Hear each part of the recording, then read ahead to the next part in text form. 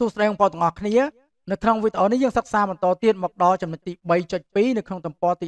18 ដែលនិយាយអំពីជួរឈរឬក៏យើងហៅថាជា column អញ្ចឹងតកតងជាមួយនឹងការកំណត់ទៅលើ column គឺស្រដៀងគ្នាជាមួយនឹង row ដែរគឺយើងមាន5ទម្រង់ទី1គឺការពង្រីកឬក៏បង្រួមទី2គឺជាការបន្ថែមទី3គឺជាការលុបទី4គឺជាការលាក់ហើយនិងទី5គឺបង្ហាញអញ្ចឹងខ្ញុំនឹងបង្ហាញបងប្អូនទាំងអស់គ្នាតកតងជាមួយនឹងការកំណត់ទៅលើជួរឈរឬមួយក៏ column អញ្ចឹងជំហានដំបូងគឺយើងចូលមកកាន់តារាងទិន្នន័យយើងជាមុនសិនបាទអញ្ចឹងតកតងជាមួយនឹងការកំណត់ទៅលើ column ឬក៏ជួរឈរនេះបាទជួរឈរនេះគឺជាអក្សរណាបាទអក្សរពី A ទៅដល់ទិន្នន័យចុងក្រោយយើងប្រហែលទៅបើសិនជាយើងចង់ដឹងថាប្រហែលអត់អីពិបាកទេបងប្អូនទាំងអស់គ្នាយើងគ្រាន់តែចុចទៅលើ column ណាមួយទៅហើយយើងចុច Control Shift ហើយយើងចុច arrow key មកផ្នែកខាងស្ដាំបាទអញ្ចឹងវារត់មកខាងក្រោយគេបងប្អូននេះថា column យើងនៅចុងក្រោយបំផុតគឺអក្សរ Y ហ្នឹងទៅអូខេហើយយើងអាច scroll នេះកន្លែង scroll យើង scroll បាទ click មកខាងឆ្វេងជាប់ scroll មកខាងឆ្វេងវិញជាការស្រេចអូខេអញ្ចឹងឧទាហរណ៍ថាខ្ញុំចង់ធ្វើការពង្រីកទៅលើ column ណាមួយឧទាហរណ៍ column កន្លែង column អក្សរ E នេះវាតូចអញ្ចឹងខ្ញុំធ្វើការពង្រីកវាឲ្យធំជាងមុនអញ្ចឹងយើងគ្រាន់តែចុចទៅកន្លែងអក្សរ E ហ្នឹងទៅចុចមកប៉ុកមកហើយបងប្អូនទាំងអស់គ្នាចុចចែងខាងស្ដាំនេះនៅពេលបងប្អូនចុចចែងខាងស្ដាំបងប្អូនឃើញសញ្ញាស្មើមួយដូចតែយើងកំណត់ទៅលើ row អញ្ចឹងណាបាទហើយបន្តទៀតបងប្អូនคลิกម៉ៅខាងឆ្វេងឲ្យជាប់ឲ្យចេញគំនូសពណ៌ប្រផេះហើយយើងទីមកផ្នែកខាងស្ដាំមានន័យថាម៉េចបងប្អូន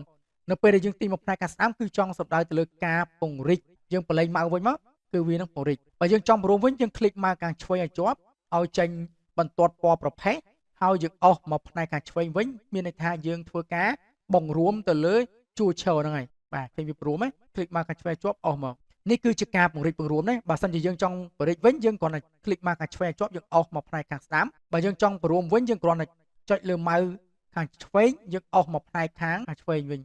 ញបាទអញ្ចឹងវានឹងធ្វើការបង្រួមឲ្យយើងដោយអូតូតែម្ដងប៉ុន្តែបើសិនជាយើងចង់ធ្វើការពង្រីកឬក៏បង្រួមច្រើនជួរគឺយើងត្រូវធ្វើការកំណត់ដូចជារោអញ្ចឹងយើងចុចកន្លែងហ្នឹងមួយហើយយើងចុច Control ជាប់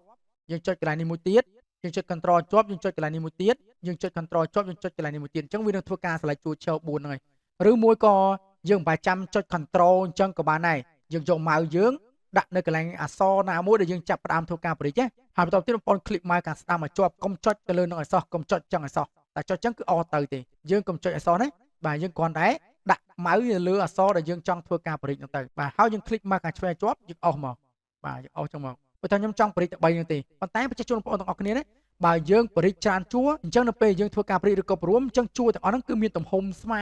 គ្នាតែម្ដងបាទឧទាហរណ៍ថានេះធំជាងគ្នាអញ្ចឹងណាអានេះធំជាងអានេះបាទនេះតូចជាងអានេះអញ្ចឹងទៅប៉ុន្តែនៅពេលដែលយើងចាប់ផ្ដើមពង្រីកទៅគឺវានឹងមានទំហំស្មើគ្នាតែម្ដងឧទាហរណ៍ថាខ្ញុំចង់ពង្រីកទាំង3ជួរហ្នឹងយើងគ្រាន់តែចុចចែងណាមួយក៏បានដែរបាទចែងនេះចុះហើយយើងធ្វើការព្រមចូលវិញចេះបាទคลิกមកខាងឆ្វេងឲ្យជាប់អោសមកខាងស្ដាំមកចឹងបងប្អូនឃើញទំហំវាស្មើគ្នាអញ្ចឹងទោះបីជ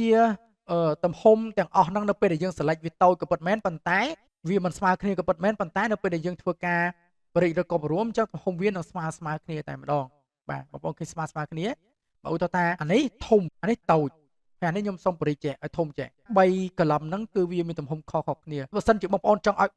3កលឹមហ្នឹងគឺមានទំហំស្មើគ្នាបងប្អូនមិនបាច់ចាំអោសចេះទៅយើងតម្រឹមអោសចេះទៅយើងតម្រឹមយើងព្យាយាមតម្រឹមឲ្យស្មើគ្នាទាំង3ហ្នឹងយើងមិនបាច់ធ្វើអញ្ចឹងទេយើងមិនបាច់ធ្វើអញ្ចឹងទេបាទគឺយើងមានវិធីសាស្ត្រមួយគឺយើងធ្វើការ select ទាំងអស់ហ្នឹងទៅយើងបរួមតែមួយទេគឺវាស្មើគ្នាទាំងអស់ហើយយើងគ្រាន់តែដាក់ឲ្យចំកន្លែងកលឹមអក្សរ C ហ្នឹងមកយើងคลิกមកខាងឆ្វេងជាប់យើងអោសបាទអោសឲ្យលឿនណាហើយតទៅទៀតយើងធ្វើការបរិចទៅលើជួរឈរមួយណាក៏បានដែរប្រៀបស្មើនឹងយើងធ្វើការបរិចឬក៏ព្រមជួរឈរទាំងអស់ដែលយើងបាន select ហ្នឹងហើយព្រោះថាខ្ញុំចង់ចុចកន្លែងកលឹម D នេះបាទខ្ញុំคลิกមកខាងឆ្វេងឲ្យជាប់មកឲ្យវាចេញគំនូសពណ៌ប្រផេះឬក៏បន្ទាត់ពណ៌ប្រផេះនេះបាទឥឡូវខ្ញុំចង់ធ្វើការព្រមខ្ញុំអោសមកផ្នែកខាងឆ្វេងអោសចេញមកបាទឃើញទំហំវាប៉ុនគ្នាឬក៏យើងអាចคลิกមកខាងឆ្វេងឲ្យជាប់អោសមកផ្នែកខាងស្ដាំទៅគឺវានឹងព្រីកហើយបាទគឺមានទំហំស្មើអូខេអញ្ចឹងយើងបន្តទៀតមកដល់ការបន្ថែមវិញជួរដេកយើងបន្ថែមបានជួរឈរក៏យើងអាចបន្ថែមបានដែរឧទាហរណ៍ថាកន្លែងនេះខ្ញុំចង់ធ្វើការបន្ថែមជួរមួយជួរទៀតអញ្ចឹងនៅក្នុងការបន្ថែមវាមាន2បងប្អូនបើសិនជាជួរដេកគេបន្ថែមពីខាងលើហើយនិងខាងក្រោមប៉ុន្តែចំពោះជួរឈរឬក៏កលឹមគេបន្ថែមទៅឆ្វេងឬក៏ទៅស្ដាំឧទាហរណ៍ថាខ្ញុំចុចកន្លែងនេះបាទខ្ញុំចុចកន្លែងនេះគឺខ្ញុំចុចទៅលើកលឹមអក្សរ E ដែលមានឈ្មោះថាកលឹម ABC មិនចឹងនេះហើយខ្ញុំចង់ធ្វើការបន្ថែមប៉ុន្តែបន្ថែមគឺខ្ញុំចង់ដាក់ចន្លោះនេះចន្លោះពី employee name នេះនិង ABC នេះអញ្ចឹងដាក់កលឹមមួយទៀតនៅចន្លោះហ្នឹងអញ្ចឹងយើងចុចកន្លែងនេះក៏បានយើងចុចកន្លែងនេះក៏បានដែរបាទបើយើងចុចកន្លែងនេះយើងត្រូវបាទបន្ថែមនៅផ្នែកខាងឆ្វេងវិញដើម្បីវាចូលចន្លោះហ្នឹងបើមិនយើងចុចកន្លែងនេះមានន័យថាយើងបន្ថែមមកផ្នែកខាងស្ដាំវិញអាហ្នឹងអញ្ចឹងណាបើឧទាហរណ៍ខ្ញុំចុចកន្លែងនេះមួយคลิกម៉ៅខាងឆ្វេងហើយវាមាន2 insert left ហើយនិង insert right insert left មានន័យថាបងប្អូនមានន័យថាវាបន្ថែមមកផ្នែកខាងឆ្វេងលើជួរឈើដែលយើង select ឧទាហរណ៍ថាយើងចុចកន្លែងនេះហើយបើយើងចង់បន្ថែមឲ្យវារត់មកផ្នែកខាងនេះបាទរត់មកផ្នែកខាងឆ្វេងនេះមានថាយើង insert left បាទប៉ុន្តែបើសិនជាយើងចង់ឲ្យវាបន្ថែមមកផ្នែកខាងស្ដាំយើង insert right ប៉ុន្តែយើងចង់ឲ្យវានៅចន្លោះ employee name និង ABC ហ្នឹងគឺយើងធ្វើការឲ្យវា insert left វិញ click មកខាងស្ដាំមកយកពាក្យថា insert left អញ្ចឹងវាចូលនេះគេវាចូលចន្លោះកណ្ដាលហ្នឹងនេះបាទគេវាចូលនេះហើយយើងលើកសិនអូខេបើសិនជាយើងចង់បន្ថែមកន្លែងនេះវិញតែយើងចង់បាននៅចន្លោះ ABC និង employee name ដដែល employee name ដដែលអញ្ចឹងយើងធ្វើការ insert មកផ្នែកខាងស្ដាំវិញបាទឲ្យរត់មកផ្នែកខាងស្ដាំទៅអញ្ចឹងវានឹងទទួលបានចន្លោះកន្លែងហ្នឹងហើយបាទហ្នឹងគឺជាការកំណត់ណាហើយបើសិនជាបងប្អូនចង់បាន2ជួរទេយើងអាចលុបចោលចេះ delete មកហើយបន្តទៀតបងប្អូនចង់បាន2ជួររត់មកផ្នែកខាងស្ដាំណាបងប្អូនចុចកន្លែងមកប៉ុកកន្លែងហ្នឹងទៅហើយបងប្អូន insert មួយមក insert right មួយបាទអញ្ចឹងវាបានប្រឡោះមួយអញ្ចឹងបងប្អូនចុចលើនឹងមកប៉ុកមកបងប្អូនគ្លីកមកខាងស្ដាំយកពីថា insert right មួយទៀតមកវាចូល2នេះហើយបងប្អូនចង់បន្ថែមទាំងពីរមកបងប្អូន select លើ2ហ្នឹងបងប្អូនគ្លីកមកខាងស្ដាំយកពាក្យថា insert 2 column right មកគឺវាទៅទៀតនេះបាទហ្នឹងតកតងជាមួយនឹងការដែលយើងធ្វើការបន្ថែមទៅលើជួរឈរអញ្ចឹងយើងបន្តទៀតតកតងជាមួយនឹងការដែលយើងលុបក៏ដូចគ្នាបងប្អូនឧទាហរណ៍ថាខ្ញុំចង់លុប column នេះចោលនេះ column C ចោលនេះជួរតន័យជា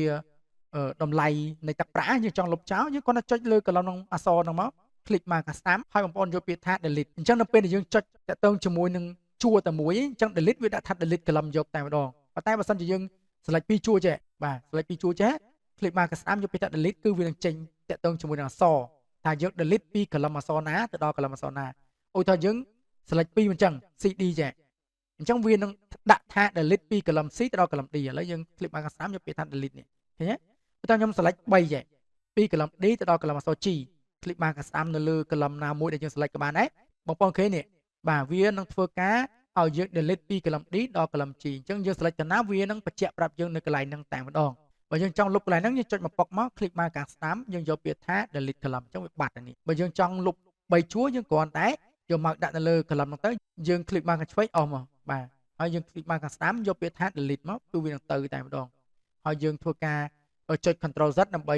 ឲ្យតន័យយើងត្រឡប់មកដូចដើមវិញអូខេអញ្ចឹងមួយទៀតតកតងជាមួយនឹងការលាក់យើងចង់លាក់មួយជួរក៏បានចង់លាក់ច្រើនជួរក៏បានដែរអាស្រ័យទៅលើយើងឧទាហរណ៍បើយើងចង់លាក់មួយជួរយើងគ្រាន់តែចុចលើកន្លែង column ហ្នឹងទៅคลิกមកខាងស្ដាំយើងយកពាក្យថា hide វាធ្វើការលាក់បាត់ហើយបងប្អូនឃើញតម្រងនៃការរត់អក្សរវាអត់រត់តាមអក្ខរក្រម C ហើយ E តែម្ដងអញ្ចឹងមានថាយើងអាចសង្កេតឃើញថាកន្លែងហ្នឹងគាត់ជាលាក់ឯងបងប្អូនអាចឃើញសញ្ញានេះបាទចុចមកប៉ុកចេះមកគឺវាមកវិញហើយកន្លែងហ្នឹងណាមួយទៀតខ្ញុំចង់បញ្ជាក់ជូនបងប្អូនតើទៅមួយការលុបតិចបើសិនជាបងប្អូនចង់លុបឲ្យអស់ហ្មងទុកតែប៉ុណ្្នឹងបានហើយមានតារាងតន័យយើងគឺទុកតែប៉ុណ្្នឹងបានហើយអត់ចង់ឲ្យមានជួរបន្តទៀតឲ្យគេធ្វើការវិបញ្ចូលយើងក៏អាចធ្វើបែបហ្នឹងបានដែរណាយើងគ្រាន់តែចុចកន្លែងអក្សរ H នេះមកបាទហ្នឹងមិនចុចក្រោយគេមិនចឹងយើងចង់ឲ្យពីហ្នឹងទៅផ្នែកខាងស្ដាំនេះអត់មានជួរឈរទេអញ្ចឹងយើងចុច Ctrl ចុច Shift ហើយយើងចុច arrow key មកផ្នែកខាងស្ដាំចុចមួយមកឃើញវារត់ទៅហើយបងប្អូនคลิกមកខាងស្ដាំបាទចុចលើអក្សរคลิกមកខាងស្ដាំយកពាក្យថា delete បាទអញ្ចឹងវាបាត់លេខមាននេះដូចគ្នាដែរ row ក៏ដូចគ្នាបងប្អូនទាំងអស់គ្នាណាបាទឧទាហរណ៍យើងចង់ឲ្យមានត្រឹមតែ row ទី48ទេអត់ចង់ឲ្យមាន row ទី49 row 50 row ទេចង់ឲ្យវាចប់តំណឹងអញ្ចឹងបងប្អូនចុចទៅលើបាទកន្លែង row ទី49មកបងប្អូនចុច Ctrl Shift ហើយបងប្អូនចុច arrow key ចុចខាងក្រោមមកคลิกមកខាងស្ដាំយើងចុចពាក្យថា delete អញ្ចឹងគេបាត់បងប្អូននេះអញ្ចឹងវាលេងសហើយបាទមានន័យថាតន័យរបស់យើងគឺសល់ត្រឹមតែកលំអក្សរ G ផ្នែកជួរឈរហើយនឹងជួរដីយើងសល់ត្រឹមតែ48ទេព្រោះយើងលុបពី49ទៅមិនអញ្ចឹងហើយបើយើងចង់បន្ថែមឧទាហរណ៍ខ្ញុំចង់បន្ថែម10ជួរទៀតយើងគ្រាន់តែវាយលេខ10ទៅយើង add បាច់ទៅគឺវាមក10ជួរទៀតហើយយើងចង់លុបយើងលុបវិញទៅបាទคลิกមកស្ដាំយកពាក្យថា delete មកគឺវាទៅវិញអញ្ចឹងតើតើជាមួយចំណុចទី 3.2 ខ្ញុំសូមបង្ហាញបងប្អូនអរគ្នាប៉ុណ្ណឹងបាទ